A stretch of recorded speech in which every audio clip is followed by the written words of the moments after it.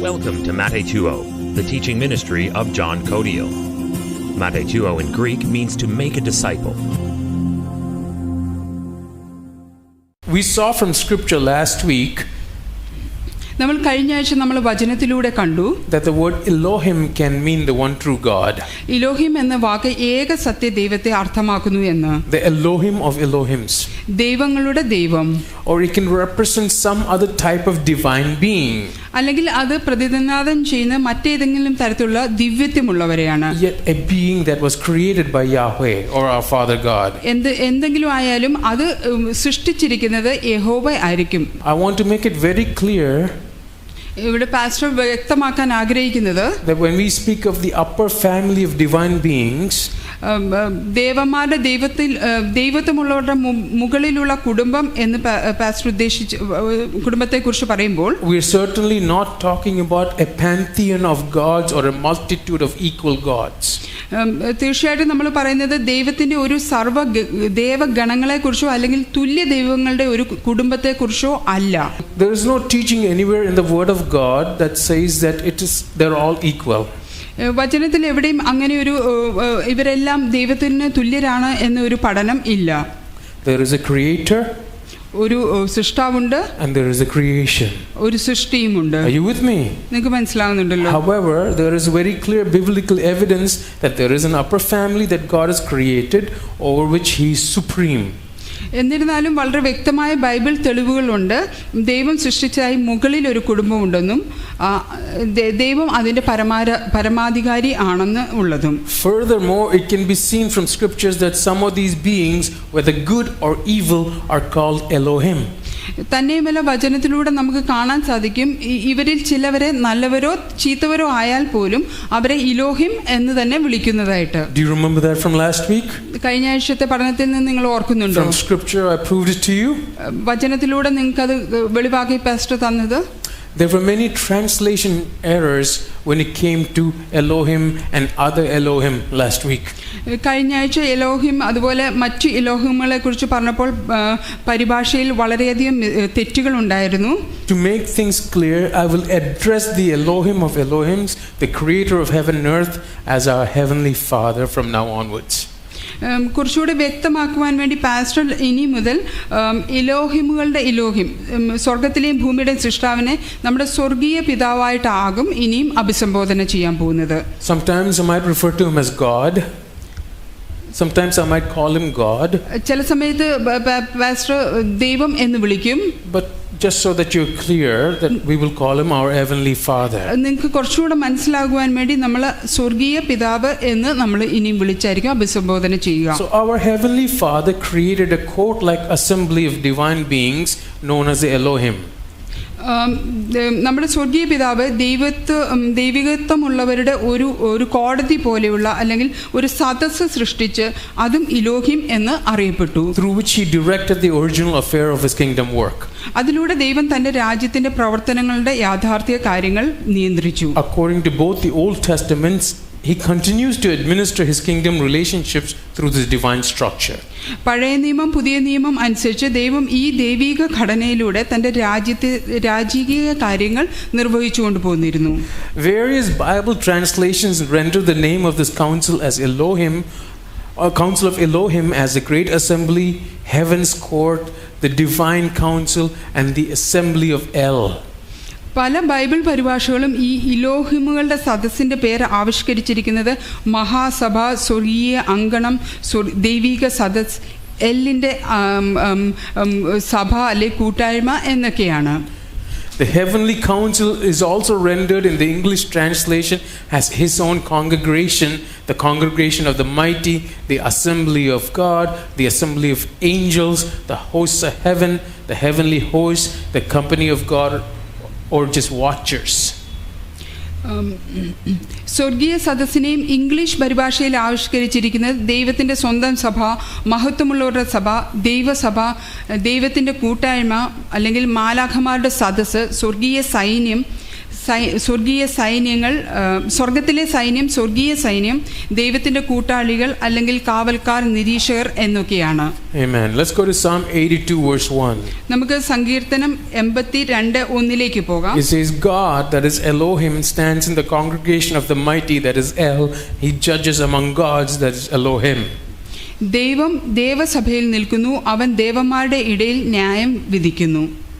That is God, our heavenly Father, ദൈവം നമ്മുടെ heavenly father stands in the congregation of the mighty, that is El. ദേവസഭയിൽ നിൽക്കുന്നു, അതായത് L. He judges among the gods, that is Elohim. അവർ ദേവന്മാരുടെ ഇടയിൽ ന്യായം വിധിക്കുന്നു. ദേവന്മാർ എന്ന് പറയുന്നത് Elohim. We covered this last week. നമ്മൾ കഴിഞ്ഞ ആഴ്ച നമ്മളിത് കണ്ടതാണ്. My notes are online. അതിൻ്റെ നോട്ട്സുകളെല്ലാം ഓൺലൈനിലായിട്ട് നമുക്ക് കിട്ടും. Let's go to Daniel chapter 4 verse 13. ദാനിയേലിന്റെ പുസ്തകം 4:13. I saw in my visions of my head while on my bed there was a watcher, a holy one, coming down from heaven. കിടക്കയിൽ വെച്ച് എനിക്ക് ഉണ്ടായ ദർശനത്തിൽ ഒരു ദൂതൻ, ഒരു പരിശുദ്ധൻ തന്നെ സ്വർഗത്തിൽ നിന്ന് ഇറങ്ങി വരുന്നത് ഞാൻ കണ്ടു. A watcher, കാവൽക്കാരൻ. we can see that Daniel 4:17. ദാനിയേലിന്റെ പുസ്തകം 4:17 പറയുന്നു, this decision is by the decree of the watchers and the sentence by the word of the holy ones, in order that the living may know that the Most High rules in the kingdom of men, gives it to whomever he will, and sets over the lowest of men. അത്യുന്നതനായവൻ മനുഷ്യരുടെ രാജ്യത്തിന്മേൽ വാഴുകയും അതിനെ തനിക്ക് ബോധിച്ചവന് കൊടുക്കുകയും മനുഷ്യരിൽ അധമനായവനെ അതിന്മേൽ വാഴിക്കുകയും ചെയ്യുന്നു എന്ന് ജീവനോടിരിക്കുന്നവർ അറിയേണ്ടതിന് ഈ വിധി ദൂതന്മാരുടെ നിർണയവും കാര്യം വിശുദ്ധന്മാരുടെ കൽപ്പനയും ആകുന്നു. Again, this is why I'm telling you to get a concordance. Concordance, concordance. Just say concordance. This is why you need to get a concordance. ഇതുകൊണ്ടാണ് നിങ്ങളൊരു concordance ലഭിക്കേണ്ടത്. Praise the Lord. Praise the Lord. You understood? മനസ്സിലായല്ലോ നിങ്ങൾക്ക്? Why? Because in some translations it says the Holy One, some says watchers. We need to go to the root of the word. ചിലതിൻ്റെ അകത്ത് പറയുന്നുണ്ട് കാവൽക്കാരെന്ന്, ചിലത് ദൈവത്തിൻ്റെ ദൂതന്മാർ എന്ന് പറയുന്നുണ്ട്. അപ്പം അത് മനസ്സിലാക്കുവാൻ നിങ്ങൾ അതിൻ്റെ ഉള്ളിലേക്ക്, വേരിലേക്ക് തന്നെ പോകണം. Please don't Google this. You'll get into googly goop. നിങ്ങൾ ഇത് ഗൂഗിൾ ചെയ്ത് നോക്കരുത്. You'll get into trouble. നിങ്ങൾക്ക് അത് ബുദ്ധിമുട്ടുകൾ കൂടത്തേ ഉള്ളൂ. Get a concordance. ഒരു കൺകോർഡൻസ് നിങ്ങൾക്ക് കിട്ടുക. The digital ones, there are some of them that are free. അതിൽ ചിലത് ഫ്രീ ആയിട്ട് നമുക്ക് കിട്ടും. And if you can't really afford one, come and talk to me. അത് നിങ്ങൾക്ക് വാങ്ങാൻ പറ്റില്ല എങ്കിൽ പാസ്റ്ററുമായിട്ട് സംസാരിക്കുക. I will send you to John or Ranjit or Charles. നിങ്ങളെ ജോണിന്റെ അടുക്കലോ രഞ്ജിത്തിന്റെ അടുത്തോ ചാൾസിന്റെ. I'm kidding, but if you really need one, you come to me. Amen. നിങ്ങൾക്ക് ആവശ്യമുണ്ടെങ്കിൽ പാസ്റ്ററിന്റെ അടുത്തേക്ക് ചെല്ലുക. It is a valuable tool. അതൊരു ഭയങ്കര വിലപിടിപ്പുള്ള ഒരു ഉപകരണമാണ്. The one I have is this thick. പാസ്റ്ററിന്റെ കയ്യിലുള്ളത് ഇത്ര വലിയതാണ്. But now it fits into this. Praise God. ഇപ്പൊ അത് ഇതിന്റെ അകത്തേക്ക് നമുക്ക് use technology when you need to. Amen. And so this is a great tool. അതൊരു വലിയൊരു ഉപകരണമാണ്. Sometimes I don't know where the scriptures are. ചിലപ്പോൾ പാസ്റ്ററിന് അറിയത്തില്ല എവിടെയാണ് അതിനുള്ള വചനം എന്ന്. So this is easy to find out. പക്ഷേ ഇത് വളരെ എളുപ്പത്തിൽ നമുക്ക് കണ്ടുപിടിക്കാൻ പറ്റും. Yeah, especially if you have a digital one. നിങ്ങൾക്ക് ഒരു ഡിജിറ്റൽ ആയിട്ടുള്ള ഒരെണ്ണം ഉണ്ടെങ്കിൽ അത് വളരെ എളുപ്പമായിരിക്കും. Invest in it. അതിനുവേണ്ടി നിങ്ങൾ നിക്ഷേപിക്കൂ. Buy 2 or 3 if you can. 2-3 എണ്ണം നിങ്ങൾക്ക് പറ്റുവാണെങ്കിൽ വാങ്ങൂ. Are you with me? I don't know if there is one in Malayalam. മലയാളത്തിൽ അതുണ്ടോ എന്ന് പാസ്റ്ററിന് അറിയുന്നില്ല. But the thought came to me, if there is not one, make one. പാസ്റ്ററിനൊരു ചിന്ത ഇങ്ങനെ വരുന്നു, അങ്ങനെ ഒരെണ്ണം ഇല്ലെങ്കിൽ എന്തുകൊണ്ട് നമുക്ക് ഒരെണ്ണം നിർമ്മിച്ചുകൂടാ? Amen. Amen. All things are possible. Amen. എല്ലാം നമുക്ക് സാധ്യമാണ്. Hallelujah. Hallelujah. Now let's continue. നമുക്ക് തുടരാം. Where did I stop? Okay. Regardless of these particular words and phrases chosen by the interpreters, the implication is the same. വിവർത്തകർ തിരഞ്ഞെടുത്ത പ്രത്യേക വാക്കുകളോ വാക്യങ്ങളോ പരിഗണിക്കിയാൽ അതിന്റെ ധ്വനി എന്തൊക്കെയായാലും ഒന്ന് തന്നെയായിരിക്കും. Listen very carefully. ശ്രദ്ധിക്കുക. Elohim, our heavenly Father, surrounds himself with a court or a council that is made up of smaller Elohims or Elohim. ഇലോഹിം എന്ന നമ്മുടെ സ്വർഗീയ പിതാവ് തന്നെത്താൻ തൻ്റെ ചുറ്റും ഇലോഹിമുകളുടെ ഒരു സഭാ സദസ്സ് ഉണ്ടാക്കിയിട്ടുണ്ട്. They are created and divine beings, his upper family. അത് ദൈവത്തിൻ്റെ സൃഷ്ടിയും ദൈവത്വമുള്ളവരാണ്. അത് ദൈവത്തിൻ്റെ മുകളിലത്തെ കുടുംബത്തിലുള്ളത്. 1 Timothy 5:21. 1 Timothy 5:21. I charge you before God and the Lord Jesus and the elect angels that you observe these things without prejudice, doing nothing with partiality.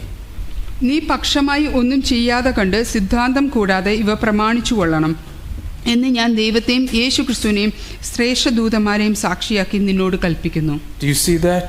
നിങ്ങൾക്ക് കാണാൻ സാധിക്കുന്നുണ്ടോ? The elect angels. തിരഞ്ഞെടുക്കപ്പെട്ട ദൂതന്മാർ. We'll look at some more scriptures. നമുക്ക് കുറച്ച് വചനത്തിലും കൂടെ പോകാം. Luke chapter 12 verse 8.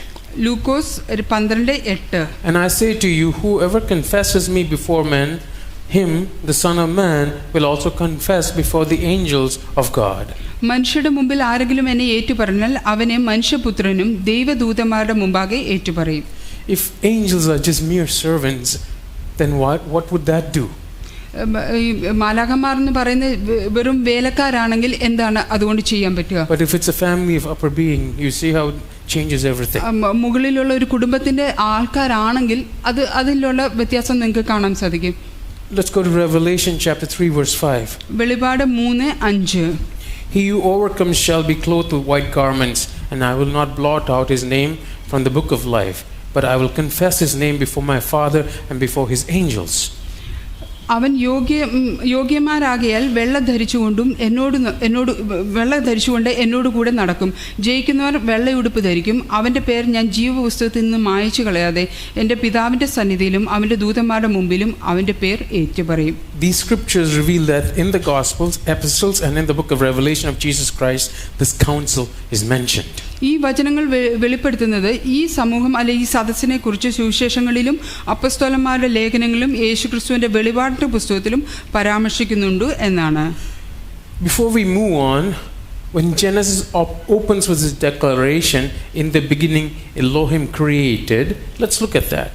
നമ്മൾ മുമ്പോട്ട് പോകുന്നതിന് മുമ്പ് ഉൽപ്പത്തി തുടങ്ങുന്നത് തന്നെ ഒരു പ്രസ്താവനയിലൂടെയാണ്. ആദിയിൽ ദൈവം ഇലോഹിം സൃഷ്ടിച്ചു എന്ന്. Genesis 1:1.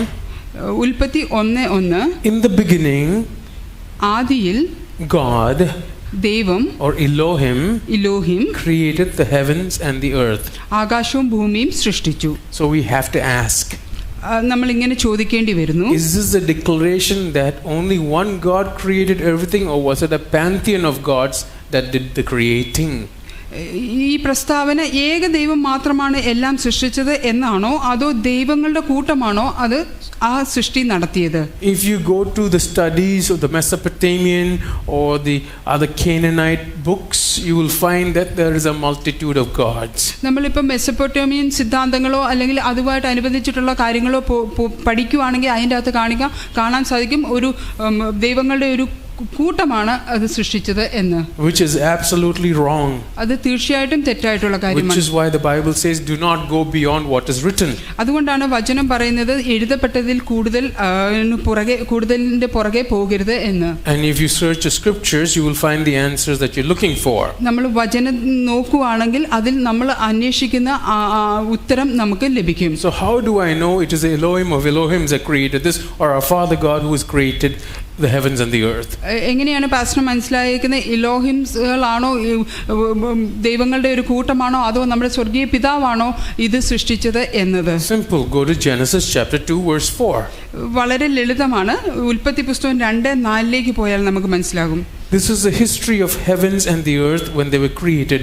In the day Lord Jehovah God Elohim made the heavens and the earth. യഹോവയായ ദൈവം ഭൂമിയും ആകാശം സൃഷ്ടിച്ച നാളിൽ ആകാശവും ഭൂമിയും സൃഷ്ടിച്ചതിന്റെ ഉൽപ്പത്തി വിവരം. It says the Lord God. ഇവിടെ പറയുന്നു യഹോവയായ ദൈവം. The Lord is Jehovah. ദൈവം എന്നിവിടെ പറയുന്നത് യഹോവയാണ്. God is Elohim. ദൈവം എന്ന് വീണ്ടും പറയുന്നത് എലോഹിം ആണ്. What does it say in Malayalam? യഹോവയായ ദൈവം. Jehovah Ayadeyam. Yeah, that's fine. So it's clear in that. As we have learned, the Hebrew words Elohim is applied to something other than the true and living God. നമ്മൾ മനസ്സിലാക്കിയതുപോലെ ഇലോഹിം എന്ന Hebrew വാക്കുകൾ ജീവിക്കുന്ന സത്യദൈവത്തെയുമല്ലാതെ മറ്റെന്തിനേയും കൂടെയും പ്രയോഗിക്കുന്നതായിട്ട് നമ്മൾ കാണുന്നുണ്ട്. There is, however, one name that is unique to the God of the Bible. എന്നിരുന്നാലും ബൈബിളിലെ ദൈവത്തിന് മാത്രമുള്ള വിശിഷ്ടമായ ഒരു നാമം അവിടെയുണ്ട്. Our Heavenly Father reveals Himself in the Old Covenant as Jehovah or Jehovah or Yahweh. നമ്മുടെ സ്വർഗീയ പിതാവ് പഴയ നിയമത്തിൽ തന്നെ വെളിപ്പെടുത്തിയിരിക്കുന്നത് യഹോവ, ജഹോവ, യാഹ്വേ എന്നതാണ്. The first mention of this name is in Genesis chapter 2 verse 4. ഈ പേരിൻ്റെ ആദ്യ പരാമർശം ഉൽപ്പത്തി 2:4 പറയുന്നുണ്ട്. Where He reveals Himself as the only creator. അവിടെ ദൈവം വെളിപ്പെടുത്തുന്നത് ഏക സൃഷ്ടാവ് എന്നാണ്. So once again I want to say, ഒരിക്കൽ കൂടി പാസ്റ്റർ പറയാൻ ഉദ്ദേശിക്കുന്നത്, the Bible doesn't even come close to teaching that there exists an assemblage of equal and sovereign gods. തുല്യനും പരമാധികാരിയുമായ ദൈവങ്ങളുടെ ഒരു കൂട്ടം നിലനിൽക്കുന്നു എന്ന പഠിപ്പീരിൻ്റെ അടുത്ത് പോലും ബൈബിൾ എത്തുന്നില്ല എന്ന് നിങ്ങൾ വ്യക്തമായി മനസ്സിലാക്കണം. Please be clear about this. നിങ്ങൾ ഇത് വ്യക്തമായി ഇതിനെക്കുറിച്ച് മനസ്സിലാക്കിയിരിക്കണം. Now, in Hebrew scriptures, this name Yehovah or Jehovah is just recorded as YHWH. Hebrew വചനത്തിൽ യഹോവ എന്ന ഈ പേര് രേഖപ്പെടുത്തിയിരിക്കുന്നത് YHWH എന്നാണ്. Ancient Hebrew did not use vowels in its written form. പുരാതന ഹീബ്രു ലിഖിത രീതിയിൽ സ്വരാക്ഷരങ്ങൾ ഉപയോഗിച്ചിരുന്നില്ല. The vowels were pronounced in spoken Hebrew but were not recorded in written Hebrew. ഈ സ്വരാക്ഷരങ്ങൾ സംസാര ഹീബ്രു ഭാഷയിൽ ഉച്ചരിച്ചുവെങ്കിലും ലിഖിത അല്ലെ എഴുതപ്പെട്ട ഹീബ്രു ഭാഷയിൽ അവ രേഖപ്പെടുത്തിയിട്ടില്ല. The appropriate vowel sounds of the words were passed down orally. പദങ്ങളുടെ ഉചിതമായ സ്വരാക്ഷര ശബ്ദങ്ങൾ വാമൊഴിയായിട്ടാണ് കൈമാറപ്പെട്ടിരുന്നത്. As a result, when ancient Hebrew is studied, scholars and linguists often do not know with absolute confidence how certain Hebrew words were pronounced. തൽഫലമായി പുരാതന Hebrew ഭാഷ പഠിപ്പിച്ചപ്പോൾ ഭാഷാ പണ്ഡിതരും എങ്ങനെയാണ് ചില Hebrew വാക്കുകൾ ഉച്ചരിക്കേണ്ടതെന്നതിൽ അവർക്ക് ഒരു ആത്മവിശ്വാസവും ഉണ്ടായിരുന്നില്ല. This is the reason that the pronunciation of YHYW, also known as the Tetragrammaton, is not universally agreed upon. ഈ കാരണം കൊണ്ടാണ് YHWH എന്ന ഉച്ചാരണം ടെട്രാഗ്രാമറ്റോൺ അല്ലെങ്കിൽ 4 അക്ഷരമുള്ള പദം ഇന്നും സാർവത്രികമായി അംഗീകരിക്കാതിരുന്നത്. Some say Yahweh, ചിലർ യാഹ്വേ എന്നും, some say Yehovah, വേറെ ചിലർ യഹോവ എന്നും, some say Yahweh, ചിലർ യാഹ്വേ എന്നും, some say Jehovah, ചിലർ ജഹോവ എന്നും വാദിക്കുന്നു. You know who this character is now? നിങ്ങൾക്ക് ഇപ്പം മനസ്സിലാകും ഇത് ആരാണ് ഇതെന്നുള്ളത്. It's a revelation of the Elohim of Elohim, a name that He gives Himself. എലോഹിമുകളുടെ എലോഹിമിൽ വെളിപ്പെട്ടിരിക്കുന്ന ആ പേരാണ് ഇത്. Are you with me? നിങ്ങൾക്ക് മനസ്സിലാകും. Let's go to Isaiah chapter 42 verse 8. ഏശയ്യ അധ്യായം 42:8 says, I am the Lord. ഞാൻ യഹോവ തന്നെ. It says I am the Lord. In English it says Lord, but it says I am Yehovah. ഞാൻ യഹോവ തന്നെ. That is my name, and my glory I will give to no other, neither my praise to graven images. അത് തന്നെ എൻ്റെ നാമം, ഞാൻ എൻ്റെ മഹത്വം മറ്റൊരുത്തനും എൻ്റെ സ്തുതി വിഗ്രഹങ്ങൾക്കും വിട്ടുകൊടുക്കുകയില്ല. Are you with me? നിങ്ങൾക്ക് മനസ്സിലാകുന്നുണ്ടല്ലോ? Yes, as time went on, കാലക്രമേണ our Heavenly Father started revealing more and more of Himself to the Jews. നമ്മുടെ സ്വർഗീയ പിതാവ് തന്നെ കൂടുതലായി യഹൂദന്മാർക്ക് വെളിപ്പെടുത്തി കൊടുത്തു. To Abraham and his descendants. അബ്രഹാമിനും അവന്റെ അനന്തര തലമുറകൾക്കും. This revelation is often in the form of an attribute. ഈ വെളിപ്പെടുത്തലുകൾ മിക്കപ്പോഴും സ്വഭാവം അല്ലെങ്കിൽ പ്രകൃതം അനുസരിച്ചായിരുന്നു. Which then is combined with His revealed name Jehovah. അത് വെളിപ്പെടുത്തിയ പേരുമായി കൂട്ടിച്ചേർക്കപ്പെട്ടു, Jehovah. And then that becomes a title. അത് ഒരു സ്ഥാന പേരായി അല്ലെങ്കിൽ തലക്കെട്ടായി മാറി. Let's look at a few of them. നമുക്ക് അതിൽ കുറച്ച് നമുക്കിപ്പോൾ കാണാം. I have taught you this in detail before. Pastor ഇതിനെക്കുറിച്ച് കൂടുതൽ അഗാധമായി നമ്മളെ പഠിപ്പിച്ചിട്ടുണ്ട്. Let's look at a few of them. നമുക്ക് അതിൽ കുറച്ച് ഇപ്പം നോക്കാം. Jehovah Elohim. Jehovah Elohim. The eternal creator. നിത്യനായ സൃഷ്ടാവ്. That's in Genesis chapter 2 as we just read before. ഉൽപ്പത്തി 2:4 Then there's Adonai Jehovah. അഡോനായ് Jehovah, The Lord our sovereign, Master Jehovah. ദൈവം നമ്മുടെ പരമാധികാരി, യജമാനൻ യഹോവ. And there's Jehovah Jireh. Jehovah ജയറ, The Lord will see or the Lord will provide. ദൈവം കാണുകയോ നൽകുകയും ചെയ്യും. There's a history behind all of this. ഇതിനൊക്കെ ഒരു ചരിത്രമുണ്ട്. Jehovah Jireh or Jehovah Jireh is when the Lord provided the lamb of sacrifice. And the Lord provided as alternate sacrifice for the son. For Abraham, yes? എബ്രഹാമിന് The ram, not the lamb, the ram, yeah. അബ്രഹാമിന് മകനു പകരമായിട്ട് വേറൊരു ബലിവസ്തുവിനെ കൊടുത്തതിന് അപ്പോഴാണ് ജെറ എന്ന പേര് ഉപയോഗിച്ചിരുന്നത്. Jehovah Jireh. Jehovah ജെറ എന്ന The പേര് Lord has provided. ദൈവം നൽകി. Then there is Jehovah Nissi. ഇനി Jehovah നിസി, The Lord our banner. യഹോവ നമ്മുടെ കൊടി. Jehovah Rapha. Jehovah Rapha, The Lord our healer. ദൈവം നമ്മുടെ സൗഖ്യദാതാവ്. Jehovah Shalom. Jehovah Shalom, The Lord our peace. ദൈവം നമ്മുടെ സമാധാനം. Jehovah Tzidkenu. Jehovah സിഖേനു, The Lord our righteousness. ദൈവം നമ്മുടെ നീതി. Jehovah Mekadishechem. Jehovah മെക്കാഡി ഷെഖേം, The Lord our sanctifier. ദൈവം നമ്മെ ശുദ്ധീകരിക്കുന്നവൻ. Jehovah Sabaoth. Jehovah ഷബോത്ത്, The Lord of hosts. സൈന്യങ്ങളുടെ ദൈവം. Jehovah Shammah. Jehovah Shama, The Lord is present. യഹോവ കൂടെ ഇരിക്കുന്നവൻ. Jehovah Elion. Jehovah ഏലിയോൻ, The Lord most high. ദൈവം അത്യുന്നതൻ. Jehovah Rohi. Jehovah റോഹി, The Lord my shepherd. ദൈവം എൻ്റെ ഇടയൻ. Any idea where that is? എവിടെയാ അതെന്ന് നിങ്ങൾക്ക് അറിയാമോ? Psalm 23. സങ്കീർത്തനം 23. In fact, it doesn't say the Lord is my shepherd. It just says Jehovah Rohi. അത് ദൈവം കർത്താവ് എൻ്റെ ഇടയൻ എന്ന് അല്ല പറയുന്നത് ജഹോവ റോഹി Yes. എന്നാണ്. This is added by translators. അത് പരിഭാഷപ്പെടുത്തിയവർ, വിവർത്തനം ചെയ്തവരാണ്. Check it out. It's italicized. നിങ്ങൾ നോക്കിക്കഴിഞ്ഞാൽ ആ ഈസ് എന്നുള്ളത് ഇറ്റാലിസൈസ് ചെയ്തിട്ടിരിക്കുന്നത് കാണാൻ സാധിക്കും. Then there is Jehovah Hosinu. Jehovah ഹൊസീനു, That is the Lord our maker. ദൈവം നമ്മെ പണിയുന്നവൻ. Jehovah Elohinu. Jehovah എലോഹിനു, The Lord our God. ദൈവം നമ്മുടെ ദൈവം. Jehovah Eloheka. Jehovah എലോഹേക്ക, The Lord thy God. യഹോവ നിന്റെ ദൈവം. Jehovah Elohe. Jehovah എലോഹേ, The Lord my God. ദൈവം എൻ്റെ ദൈവം. Aren't you glad there's a name above all names? എല്ലാ നാമങ്ങൾക്കും മുകളിലുള്ള നാമം. His name is Jesus. Amen. ആ പേരാണ് യേശു. He's a fulfillment of all of these. Amen. ഇതിന്റെ എല്ലാം പരിപൂർണതയാണ് യേശു.